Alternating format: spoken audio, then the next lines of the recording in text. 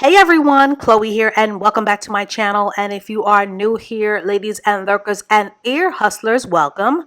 So in today's Feminine School video, I wanted to discuss the very popular and the highly requested feminine archetype, the mystic.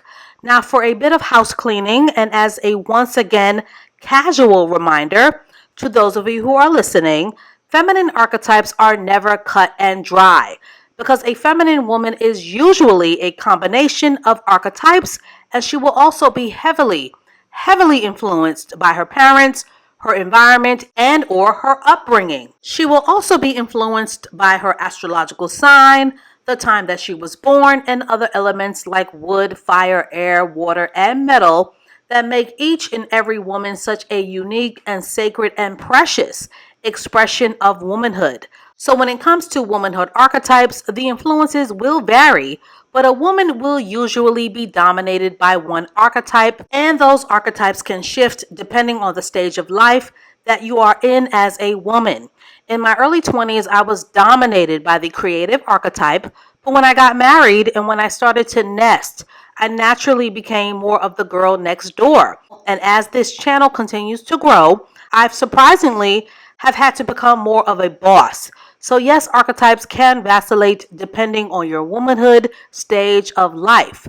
Now the mystic archetype are what I call the fortune tellers who live in both in the earthly world and the spiritual realm. A mystic by nature is a person who has a naturally mysterious spiritual aura that is directly connected to the experiences of the sacred, the divine, the bohemian, the flower child, black magic, magic spells, dark magic, the dark feminine divine, prayer, meditation, alchemy, being in touch with ancestral voices, astrology, dream interpretation, deja vu, and having spiritual clairvoyance.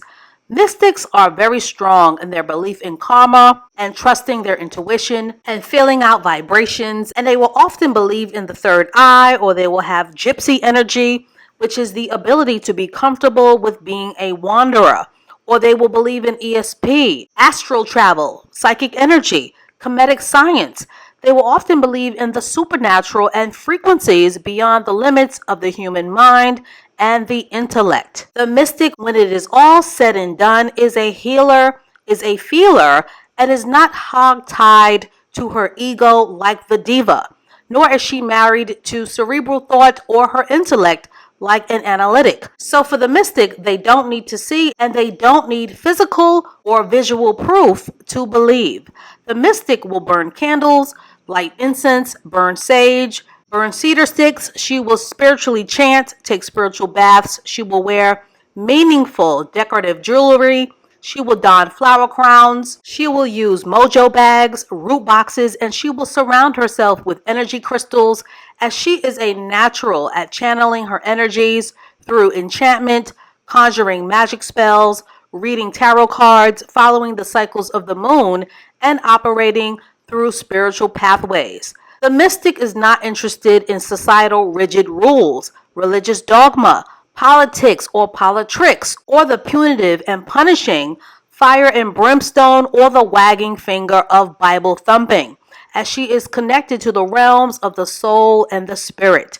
Creole culture, Gullah Geechee culture, Santeria, Hoodoo culture, Pentecostal praise, Voodoo, and Yoruba culture are all examples of the spiritual practices that are pulled from the spiritual realm. For the most part, the mystic is not afraid of the afterlife or the fear of death or the idea of reincarnation, as she is more comfortable with inner spiritual contemplation and universal oneness. The mystic's purpose as an archetype is a very powerful one, as her existence is to teach us how to anchor ourselves and how to spiritually live in the here and now.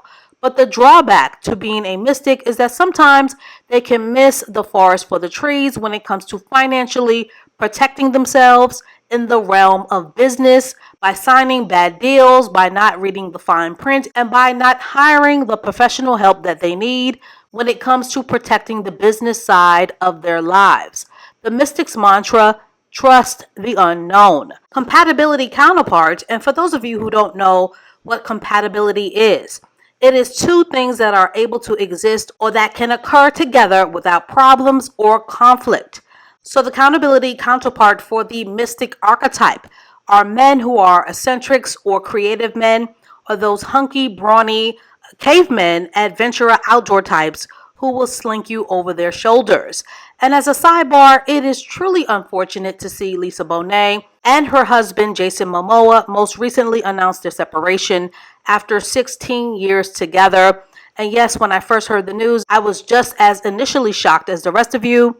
However, when the news settled, the news isn't as shocking anymore because of the huge, ginormous 12-year age gap between Lisa and her husband. Lisa met Jason when he was a beautiful 26-year-old unknown, and Lisa was a 38-year-old beauty who by that time had already experienced enough success in the Hollywood system. And by the time that she met Jason, she was already over it. And now that Jason is 42 and Lisa is 54, in my opinion, Jason is probably feeling himself and his newfound success and is now more interested in having someone who can look up to him as opposed to looking up to his wife. And don't argue with me, argue with your liver, because although I believe that this man will always love his wife, love is sometimes never enough when it comes to the genetic wiring of the masculine divine. And who knows, perhaps in the future these two can reconcile. But 16 years and two beautiful children later make for a good run. And thankfully they are married on paper. So Lisa will be financially compensated for the dissolution of this marriage and for the time that she has invested in her soon-to-be ex-husband.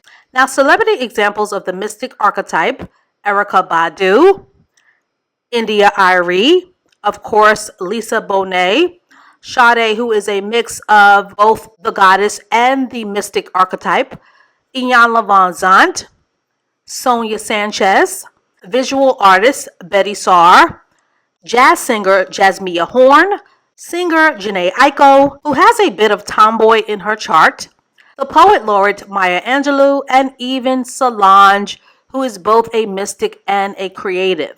Notable male mystic archetypes: Lenny Kravitz, Bob Marley, Fela, David Blaine, Eckhart Tolle, and spiritual advisor Michael Beckwith. So that is all that I have to say on this for now. The mystic archetype is everywhere, and I myself have definitely developed a stronger alignment with the mystic archetype as I have learned to trust my feminine intuition on an even deeper level because of this channel. Because femininity is not a cerebral mind game, but a strong, intuitive one.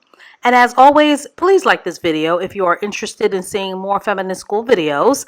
And of course, as always, I look forward to reading your amazing comments and responses to this video below. And stay tuned for more Feminine School videos to come. And I will catch up with you ladies and lurkers and ear hustlers in the next one.